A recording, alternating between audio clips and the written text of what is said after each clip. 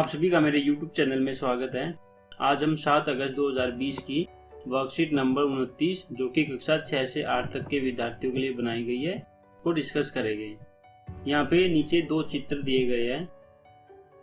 पहला चित्र एकल परिवार का है और दूसरा जो चित्र दिया गया है वो संयुक्त परिवार का चित्र दिया गया है। यहाँ नीचे एकल परिवार और संयुक्त परिवार के बारे में लिखा भी है। आओ बच्चों इसको पढ़ते हैं। यहाँ पर दो परिवार के चित्र दिए गए हैं। जिस परिवार में केवल माँ, पिताजी और भाई बहन होते हैं उस परिवार को एकल परिवार कहते हैं। जबकि संयुक्त परिवार में दादा दादी, चाचा चाची, ताऊ ताई आदि भी होते हैं। चित्र को देखकर परिवार के सदस्यों के नाम तथा रिश्ता सोचकर लिखिए। बच्चों यहाँ पर जो एकल परिवार है उसकी डेफिनेशन भी दे रखी है और जो संयुक्त परिवार है उसकी डेफिनेशन भी दी गई है। एकल परिवार में क्या होता है, माता पिता होते हैं और बच्चे होते हैं। जबकि संयुक्त परिवार में हमारे पास दादा दादी, चाचा चाची सब मिलजुल कर एक साथ रहते हैं। अब हमें क्या बताना है, अब बच्चों आपको जो एकल परिवार होता है उसमें जैसे अगर आपका परिवार एकल परिवार है तो आपको यहाँ पर बच्चों की जगह अपना नाम लिखना है और जैसे माता पिता है तो माता पिता का नाम लिखना है। और अगर बच्चों आपका संयुक्त परिवार है तो आपको अपने परिवार के बारे में जानकारी यहाँ संयुक्त परिवार के बॉक्स में लिखनी है। अब बच्चों सबसे पहले एकल परिवार के बारे में जानकारी लिखते हैं। मैंने यहाँ पर एकल परिवार और संयुक्त परिवार दोनों के चित्र बना दिए हैं और साथ साथ में परिवार के सदस्यों के नाम और परिवार के सदस्यों से क्या रिश्ता है वो भी मैंने यहाँ पर लिख दिया है। आप सभी को भी परिवार के सदस्यों का नाम लिखना है और परिवार के सदस्यों का से क्या रिश्ता है ये भी लिखना है। जैसे एकल परिवार में जो चित्र दिखाया गया है उसमें दो बच्चे हैं। दोनों बच्चों के मैंने यहाँ पर नाम लिख दिए हैं, अजय और गीतिका। और जो ऊपर जो इनके चित्र दिखाया गया है वो इनके माता और पिता है। तो जो फादर का नाम मैंने एज्यूम करके लिखा है नरेश और माता का नाम लिख दिया रेखा। ऐसे ही आपको भी अपने माता पिता का नाम यहाँ पर लिखना है। अब आते हैं बच्चों संयुक्त परिवार के चित्र की ओर। यहाँ पर भी मैंने पूरे परिवार का चित्र दिखाया गया है और उसमें सभी का मैंने एज्यूम करके नाम लिख दिया है और साथ में सभी का आपस में क्या रिलेशनशिप है, क्या रिश्ता है वो भी मैंने यहाँ पर लिख दिया है।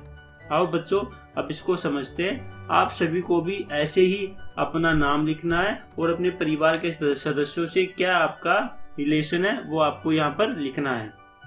सबसे पहले जो नीचे दो बच्चे दिए गए हैं इन दो बच्चों का नाम मैंने लिख दिया है, अक्षय और भावना। और जस्ट बच्चों के ऊपर दो पिक्चर दिखाई दे रही है वो इनके माता और पिताजी है। तो जो माताजी है उसका नाम है पूजा और जो पिताजी है उसका नाम है राकेश। ऐसे ही जस्ट माता पिताजी के साथ में जो बैठे हुए हैं वो बच्चों के दादा और दादी है। तो दादी का नाम मैंने लिख दिया चेतना और दादा का नाम लिख दिया चरण। ऐसे ही दादा और दादी के जो साथ में बैठे हैं वो बच्चों के ताऊ जी और ताई जी है। तो ताऊ जी का नाम है राम और ताई जी का नाम है रेखा। ऐसे ही जो दादा और दादी के ऊपर फोटो दिखाई दे रहे हैं वो क्या है, वो बच्चों के चाचा और चाची जी है। तो चाची जी का नाम है नेहा और चाचा का नाम है नरेश।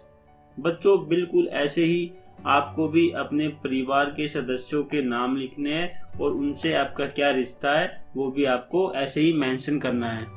अब आगे बढ़ते हैं। आगे लिखा हुआ मेरा परिवार और नीचे एक बॉक्स दिया गया है। नीचे लिखा हुआ है दिए गए बॉक्स में अपने परिवार का चित्र बनाकर रंग भरिए। बच्चों आपको अपने परिवार का चित्र बनाना है। जैसे आप ड्राइंग में बनाते हो ना वैसे ही आपको यहाँ पर एक चित्र बनाना है।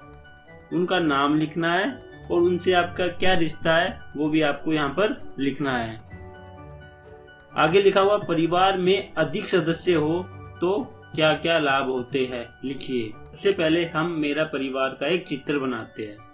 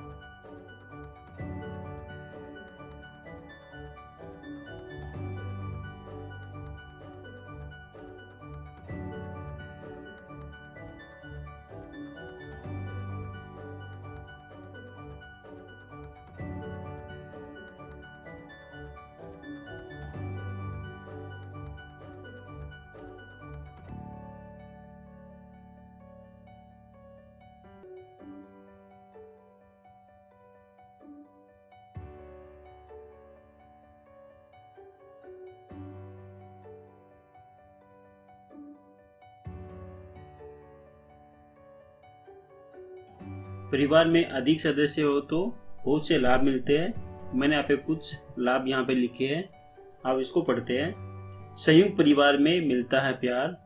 अगर आपका संयुक्त परिवार है, सब दादा दादी सब एक साथ रहते हैं, तो आपको सबका प्यार मिलता है। संयुक्त परिवार में होता है जिम्मेदारियों का एहसास।